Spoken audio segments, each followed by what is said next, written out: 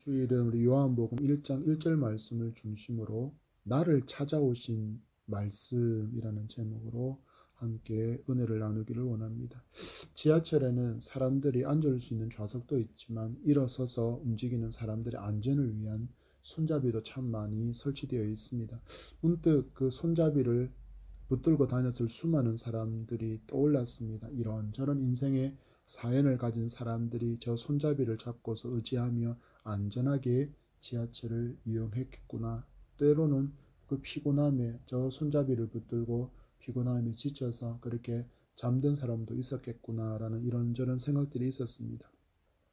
때로는 급출발을 해서 사람들이 중심을 잃고 쓰러질 때도 저 손잡이를 붙들고 있던 사람들은 넘어지지 않게 그렇게 견고하게 그를 붙들어준 고마운 손잡이라는 생각도 할 수 있었습니다. 그리고 이 손잡이는 얼마나 튼튼한지 웬만한 사람이 매달려도 끊어지지 않습니다. 사람은 보통 어려울 때 자신에게도 이 지하철의 손잡이처럼 그런 튼튼한 존재가 있었으면 좋았을 텐데 때로는 얼마나 좋았을까라는 그런 아쉬움을 표현합니다. 코로나로 인해서 정말 많은 어려움을 사람들이 겪고 있습니다. 너무나도 많은 변화를 겪고 있습니다. 코로나 이전에는 영업 제한은 전혀 생각도 하지 못했었는데 이제는 영업시간이 규제가 잇따르고 있고 또한 이용할 수 있는 사람의 제한, 인원의 제한으로 해서 음식점을 운영하는 자영업자들은 정말 큰 어려움을 겪고 있습니다. 거기에 대해서 영업의 많은 부분을 책임지고 있었던 회사의 회식 문화도 거의 사라지고 늦은 밤까지 흥청거렸던 유흥가와 음주 문화 역시 많이 사라지고 있습니다. 전통적으로 몇십 년을 이어온 가게라 할지라도 한때는 대기 번호표를 뽑아서 기다려야 먹을 수 있었던 그런 가게라 할지라도 이 코로나의 직격탄을 맞아서 폐업을 하는 경우도 많다는 것을 우리는 언론을 통해서 보고 듣고 있습니다. 그들은 분명히 장사가 잘 되고 호황을 누렸을 때 이렇게 생각했을 수도 있을 것입니다. 이 기업을 통하여서 이 가게를 통하여서 내 남은 생애 또한 먹고 사는데 걱정이 없겠구나. 그리고 내 자녀들에게 이 사업장을 물려준다면 그래서 그들이 이것을 운영한다면 내 자녀들이 또한 먹고 사는데도 문제가 없겠지라는 그런 기대를 이 사업장을 통하여서 갖고 있었는데 그들이 붙들고 있었던 그 손잡이가 자신들의 의지와는 전혀 상관도 없이 이렇게 끊어져 버린 것입니다. 우리는 생각해야 합니다. 우리는 지금 어떤 손잡이를 붙들고 이 어려운 시간을 견디고 있는가?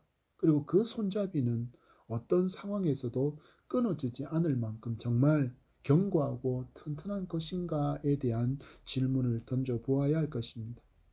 우리는 오늘부터 요한복음을 강의하며 주일 오전 시간을 계속 이어가도록 할 것입니다.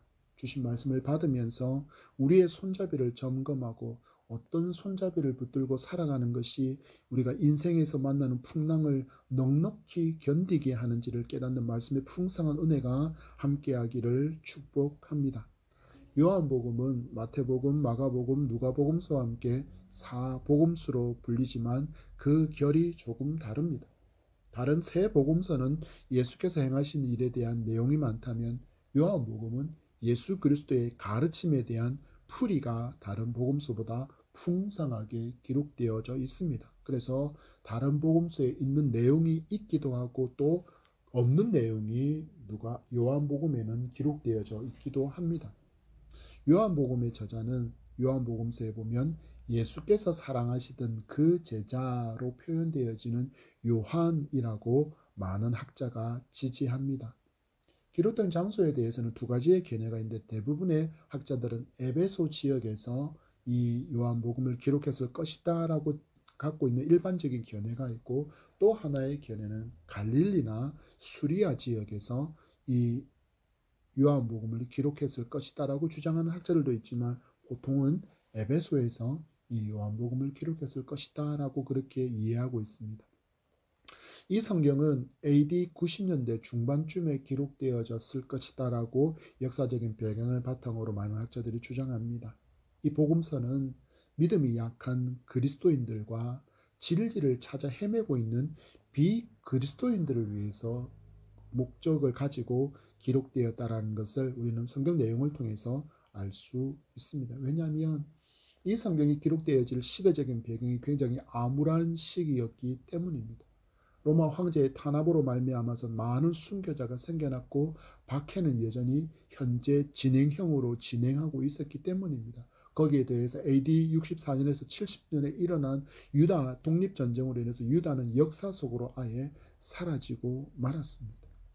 엎친 데 덮친 격으로 기독교에는 이단 사상이 끊임없이 일어나서 기독교 신앙의 뿌리를 흔들어 놓는 시대였습니다. 이처럼 성도들이 기독교 신앙에 대해서 내가 믿고 있는 이것이 맞는가라는 그런 신앙의 회의를 품고 마음이 요동하는 그때 하나님은 요한을 감동케 하시고 요한복음의 말씀을 기록하게 하십니다. 그리고 요한은 이 글을 기록한 목적에 대해서 요한복음 20장 31절 말씀에 이렇게 기록하고 있습니다. 오직 이것을 기록함은 너희로 예수께서 하나님의 아들 그리스도이심을 믿게 하려 함이요 또 너희로 믿고 그 이름을 힘입어 생명을 얻게 하려 함이니라. 아멘. 이렇게 요한은 이 글을 쓴 목적에 대해서 정확하게 밝히고 있습니다. 그러면서 우리에게 질문합니다. 너희가 붙들고 있는 손잡이가 예수를 대신한 다른 것이라면 그것을 놓고 예수를 굳게 붙잡으라고 권면하는 말씀이 바로 요한복음입니다. 오늘 말씀은 이렇게 시작합니다. 태초에 말씀이 계시니라. 이 말씀이 하나님과 함께 계셨으니 이 말씀은 곧 하나님이시니라. 아멘.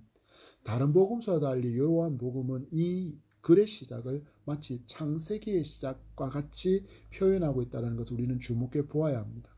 창세기 1장 1절은 이렇게 시작합니다. 태초에 하나님이 천지를 창조하시니라. 아멘.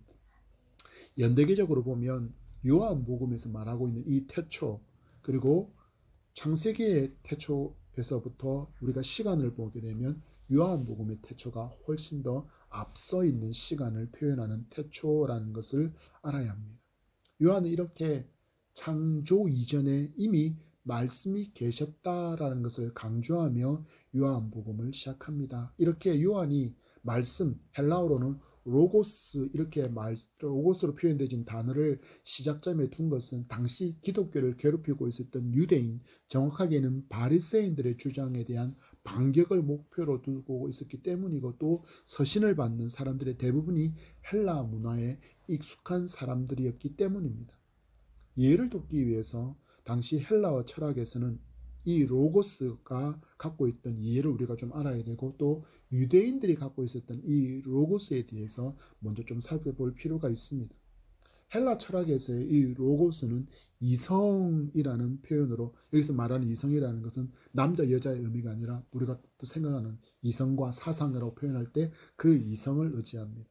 여기서 말하는 이 로고스라고 불려주는 이성은 우주를 구성하는 그런 힘을 의미하고 또 유대인들에게 있어서 이 로고스는 지혜로 이해되었고 나중에는 이 지혜라는 사상이 토라 곧 구약 성경에 있는 모세오경으로 연결되기도 했습니다.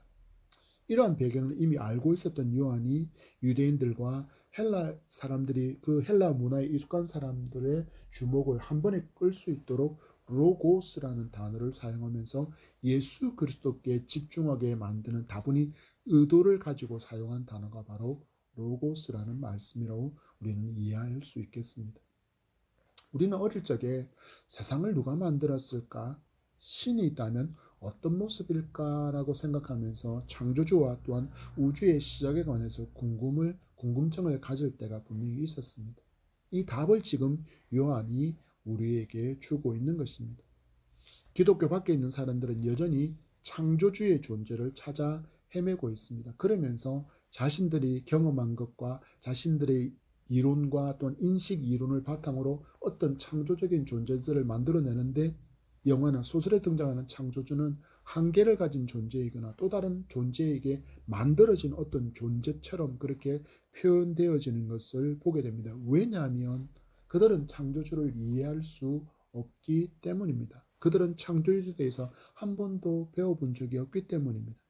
이런 생각에 사로잡힌 사람들이 사도 바울이 전도 여행에서 만났을 때 전도 여행 가운데 만났다라고 사도행전에 이렇게 기록합니다. 사도행전 17장 22절과 23절의 말씀입니다. 바울이 아레오바고 가운데 서서 말하되 아덴 사람들아 너희를 보니 범사에 종교심이 많도다. 내가 두루 다니며 너희가 위하는 것들을 보다가 알지 못하는 신에게라고 새겨진 단도 보았으니 그런즉 너희가 알지 못하고 위하는 그것을 내가 너희에게 알게 하리라. 아멘. 어떤 신이 등장하고 있습니까? 이름을 알지 못하는 신과 이 신을 위한 신전이 있었다라는 것을 사도 바울이 알려주고 있습니다. 알려진 신들을 제외한 또 어떤 존재가 있는데 우리가 그 신을 알지 못해서 섬기지 않다가 진노와 또한 저주를 받을까 싶어서 그 두려움에 이름을 알지 못하는 어떤 신을 섬기고 있었다라는 것입니다.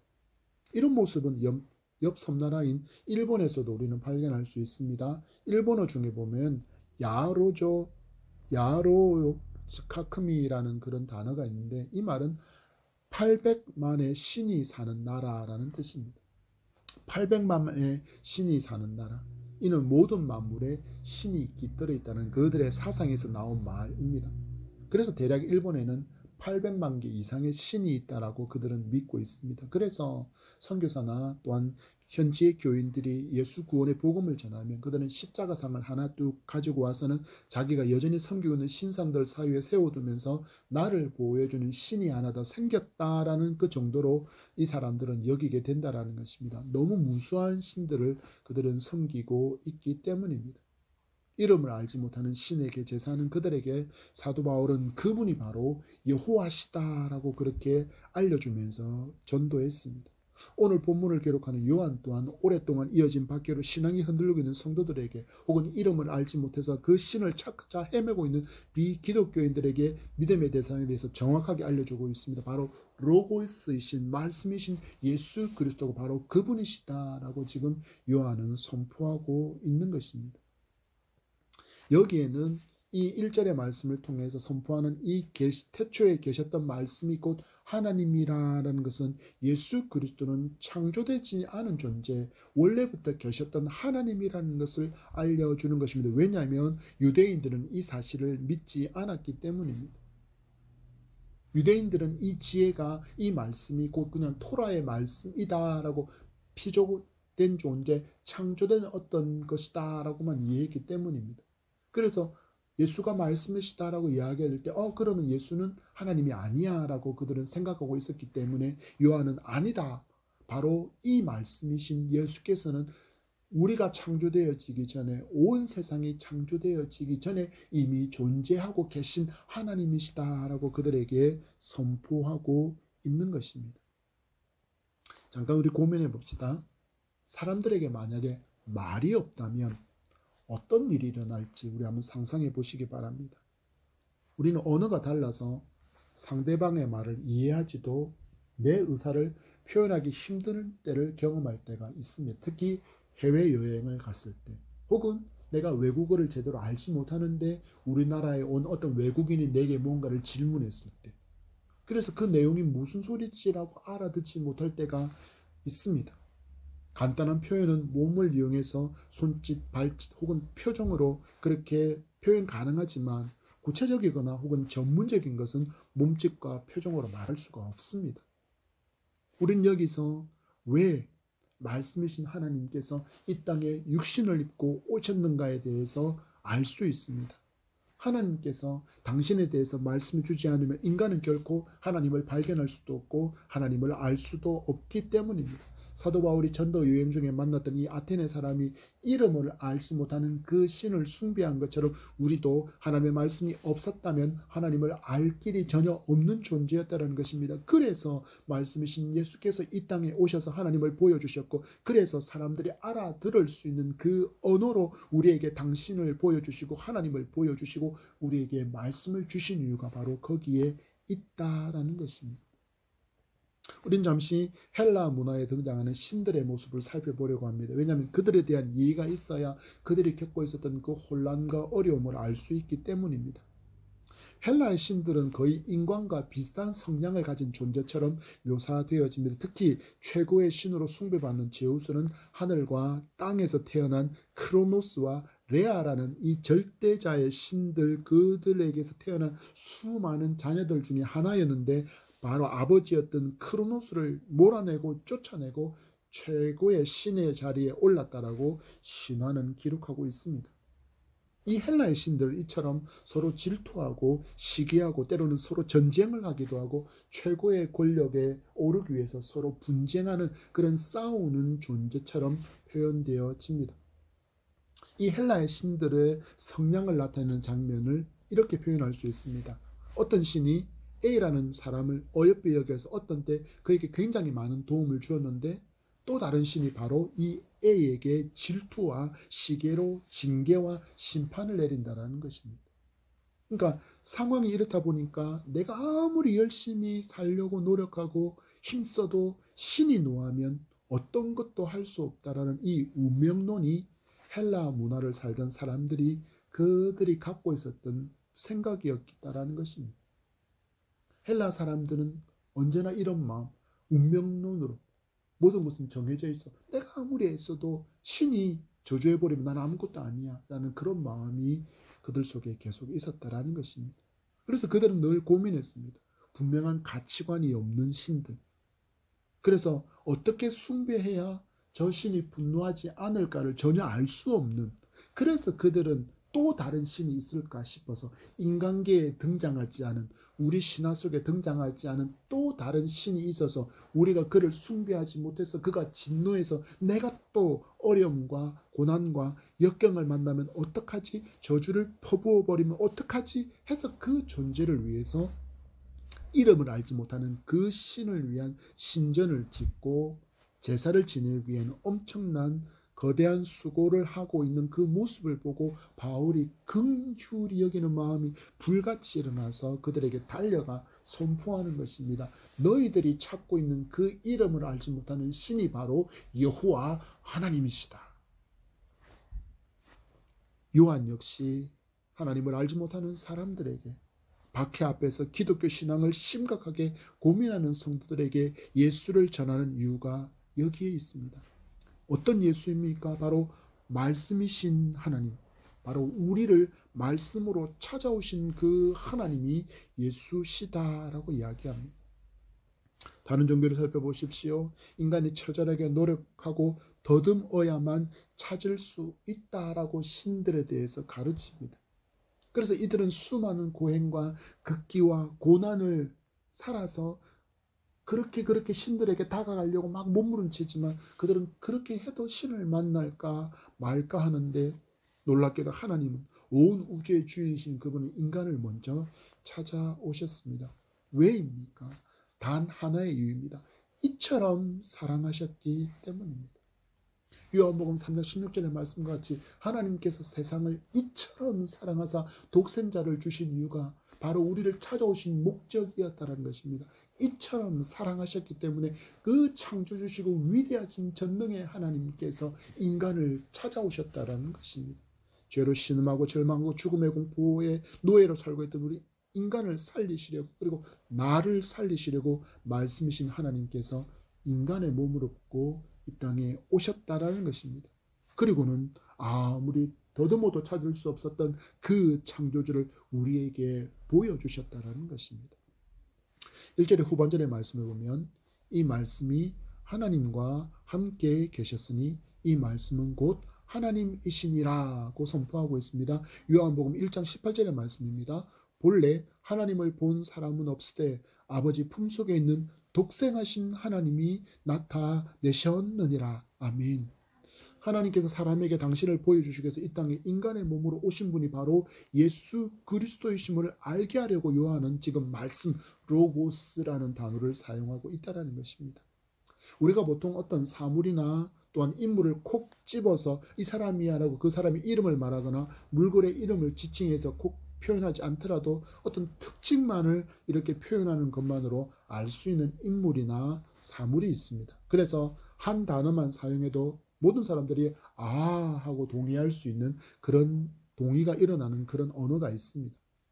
헬라인들에게도 그리고 유대인들에게도 이 로고스라는 단어가 주는 파장이 이와 같았습니다.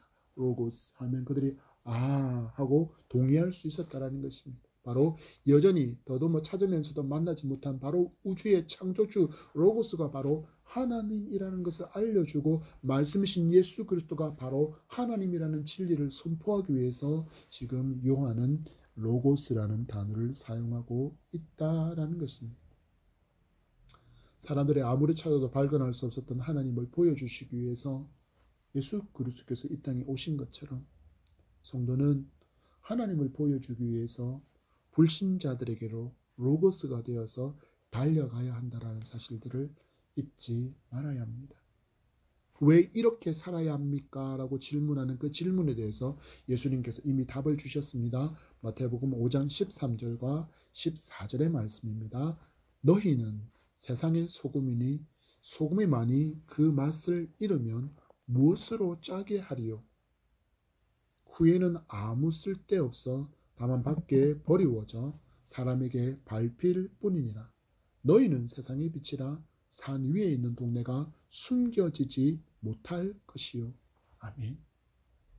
왜 우리가 이렇게 살아야 하는가? 왜 우리가 이렇게 빛의 삶을 살아야 하는가? 왜 우리가 로고스가 되어서 불신자들에게 달려가서 우리가 외쳐야 하는가? 우리 주님 말씀하십니다. 너희들은 참 빛이신 예수를 드러내고 참 소금이신 예수의 맛을 내도록 세상으로 보냄을 받은 존재가 성도라고 예수님께서 말씀하시고 있기 때문입니다. 그래서 성도의 삶은 예수 그리스도를 닮음이 마땅히 드러나야 한다는 것입니다. 레위기 20장 26절의 말씀 이렇게 선포합니다. 너희는 나에게 거룩할지어다. 이는 나 여호와가 거룩하고 내가 또 너희를 나의 소유로 삼으려고 너희를 만민 중에서 구별하였음이니라. 아멘. 성도는 삶에서 내가 하나님의 소유임을 드러내는 거룩함이 있어야 한다라고 레위기는 이야기합니다. 그래서 우리는 레위기 20장 26절에서 주목해야 될 하나의 단어가 있습니다. 바로 끝에 등장하고 있는 구별입니다. 성도는 구별된 존재라는 것입니다. 우리는 뭔가 특별하거나 잘나서 하나님의 선택을 받은 사람이 전혀 아닙니다. 우리보다 잘난 사람, 더 많은 것을 가진 사람 차고 넘칩니다. 그런데도 하나님은 나를 선택하셨고 나를 당신의 소유로 삼으시고 구별해 주셨다는 것을 우리는 기억해야 합니다. 하나님이 이렇게 툭 우리를 따로 떼놓으셨다는 것입니다. 여기서 구별하였다라는 이것에 사용된 히브리어는 민이라는 전치사를 사용하고 있는데 그 의미는 뭐뭐로부터 뭐뭐에서 밖으로라는 의미를 담고 있는데 구약에서는 무려 1300번이나 사용되어지는 단어입니다. 이 말씀의 의미는 성도는 분명히 세상 속에서 살고 있지만 세상으로부터 분리된 구별된 삶을 살도록 부름을 받은 택함을 받은 존재라는 것을 잊지 말라라는 것입니다. 믿음의 삶은 그래서 주님께서 표현하신 것처럼 십자가를 지고 가는 삶이라고 말할 수밖에 없는 것입니다. 나도 예수 없는 사람, 다른 사람들처럼 내게 뭔가를 잘못하고 힘들게 만드는 그 사람에게 욕하고 싶고 나도 받은 대로 갚아주고 싶은데 또르고 혹은 거짓으로 뭔가를 얻고 성취하고 싶고 때로는 누군가를 모함하고 짓밟아서 올라서서 내가 성취자가 되고 싶은 그런 삶을 살고 싶고 또한 살고 싶지만 그것이 하나님의 방법이 아니기에 구별된 성도다운 삶이 아닌 줄 알기에 멈추고 포기하는 용기와 결단의 삶이 바로 십자가를 지고 가는 삶의 한 모습이기 때문입니다. 성도는 힘들지만 우리는 하나님을 드러내는 존재로 부름을 받았기에 이렇게 살아가는 것입니다. 그래서 우리는 거룩해야 합니다. 그래서 우리는 정결해야 합니다. 그래서 예수님 말씀대로 우리는 돈을 사랑하지 않아야 합니다. 우리는 음란하지 않아야 합니다. 그리고 예수의 사람은 거짓말하지 않아야 합니다. 이런 삶으로 예수 닮음을 많이 드러내는 성도 되시기를 축복합니다. 거리 전도를 하다 보면 꼭 이렇게 인상 쓰면서 질문하는 사람이 있습니다. 하나님이 있다면 세상이 왜 이 모양이냐? 하나님이 있다면 내 모양, 내 꼬라지가 왜 이러냐? 하나님이 있다면 증거를 보여봐. 라고 질문하는 사람이 있습니다. 어떻게 해야 될까요? 바로 우리가, 여러분이 증거가 되고 증인이 되시기 바랍니다. 여러분 하나님을 믿습니까? 이 성경이 하나님의 말씀을 믿습니까? 그리고 오늘 본문의 말씀이 진실로 아멘 되어지십니까? 그렇다면 오늘 본문의 말씀처럼 하나님을 여러분이 보여주실 수 있기를 축복합니다. 이 말씀이 진정 아멘 되어진다면 오늘 본문의 말씀처럼 하나님을 여러분이 증거할 수 있기를 축복합니다. 더불어 증거하시되 보여주시되 결코 무례하지 않기를 간절히 소망합니다. 예전에 섬겼던 교회를 가려면 지하철을 이용해서 1시간 정도를 가야 했습니다. 지하철을 타면 꼭 부전역에서 몇 분의 크리스찬들이 타는데 이 지하철은 꼭 그 시간에 신천지 사람들도 무지하게 많이 타는 지하철입니다. 그러면 신천지 사람들은 자기들끼리 속닥속닥거리면서 가는데 크리스찬들은 큰 소리로 외칩니다. 예수 믿지 않으면 지옥 갑니다 라고 외칩니다. 그리고 개개인들에게 전도지를 이렇게 나눠주면서 전도를 하다가 신천지 사람들이 안 받는다 이야기하면 그때까지만 해도 신천지 사람들은 자기들만의 그렇게 복장이 있었습니다. 하얀색 티와 하얀색 바지와 혹은 하얀색 치마를 입고 그렇게 그들은 자신들이 신천지라는 것을 복장으로 이미 드러내고 있었던 그런 때였습니다. 그래서 그들의 복장을 보고는 신천지냐라고 묻고는 맞다 그러면 대뜸 저주에 가까운 말을 내뱉습니다. 옆에서 믿지 않는 사람들이 조용히 하라고 말하는 사람이 있으면 그 사람에게도 그들은 화를 냅니다. 그리고 객차에 타고 있는 사람들의 시선을 다 끌어놓고는 초량역쯤에서 내리면서 저주스러운 복음을 큰 소리로 외치며 내뱉고 나갑니다. 예수 믿고 천국 가세요. 여러분은 이 목소리가 복음으로 들립니까? 저주로 들립니까? 여러분, 복음이 무례하게 외쳐지면 저주처럼 들린다는 것을 성도는 잊지 말아야 합니다. 어떤 사람은 이야기합니다. 세례 요한도 자신에게 세례를 받기 위해서 나오는 사람들을 보면서 독사의 자식들아라고 외치지 않았냐고 항변하고 싶으시다면 그 의미를 다시 한번 우리는 진지하게 살펴볼 수 있기를 바랍니다. 성경은 말씀합니다. 사랑은 무례히 행하지 않는다 했습니다. 우리가 복음을 전하는 마음의 바탕이 무엇입니까? 주님께서 나를 먼저 사랑하셨기에 나도 저를 주님처럼 사랑합니다라는 그 영혼을 귀히 여기는 사랑의 마음이 바로 전도하는 마음의 바탕이 되어야 합니다. 그렇지 않으면 무례히 행할 수밖에 없습니다. 무례하게 전해지는 복음은 믿지 않는 자들에게는 저주와 같이 들릴 수 있다는 것을 우리는 분명하게 기억하며 살아야 할 것입니다. 말씀을 맺습니다. 하나님은 죄와 무지로 헤매는 사람들에게 당신을 보여주시기 위해서 인간의 몸으로 이 땅에 오셨습니다. 그 은혜로 말미암아 우리는 복음을 듣게 되었고 또한 우리가 알 수 있는 언어로 복음을 들려주셨기에 우리는 하나님의 말씀을 알고 말씀을 듣고 하나님이 누구신지 내가 어떤 존재인지 내가 얼마나 무능하고 무지하며 저주스러운 존재인지 예수 그리스도가 없으면 나는 아무런 소망이 없는 존재라는 사실들을 우리는 하나님의 말씀을 들음으로 우리가 이해할 수 있고 알아들을 수 있는 언어를 주심으로 말미암아 알 수 있게 되었습니다. 이처럼 놀라운 은혜를 받은 우리입니다. 아무런 자격도 없는데 먼저 하나님의 자녀로 부름을 받았음을 감사하는 우리이기를 소망합니다. 그리고 우리에게는 예수님처럼 하나님을 모르는 사람들에게 하나님과 하나님의 사랑을 보여주어야 할 마땅할 사명이 있다는 것 또한 잊지 않기를 간절히 소망드립니다. 코로나가 발생하고 많은 시간이 지나면서 마치 한국 교회는 신천지인 양 사람들에게 정말 좋지 못한 이미지로 각인이 되어 버렸습니다. 광신도의 무리, 이기주의자, 방법은 하나밖에 없습니다. 바로 사랑입니다. 사랑 때문에 이 땅에 오신 예수 그리스도처럼 부름받은 성도는 사랑으로 무장하여 예수를 드러내는 편지이고 향기이어야 합니다. 이를 위해서 우리는 먼저 하나님을 잘 알아야 합니다. 요한복음은 굉장히 어려운 말씀입니다. 그렇지만 잘 소화시키면 우리 영혼의 양약이 됨을 기억하고 요한복음의 여정을 잘 마칠 수 있도록 성령 하나님의 감동과 능력이 함께하도록 기도해 주시기를 부탁드립니다. 이제 점점 계절이 겨울을 지나 봄으로 향하고 있습니다. 우리 믿음의 기지개를 켭시다. 말씀과 기도, 예배와 전도, 삶이 모두 회복되기를 축복합니다. 한 주간의 삶을 살아가는 동안에 예수 그리스도를 힘차게 붙들고 승리하는 삶을 살아가는 여러분 되기를 축복합니다.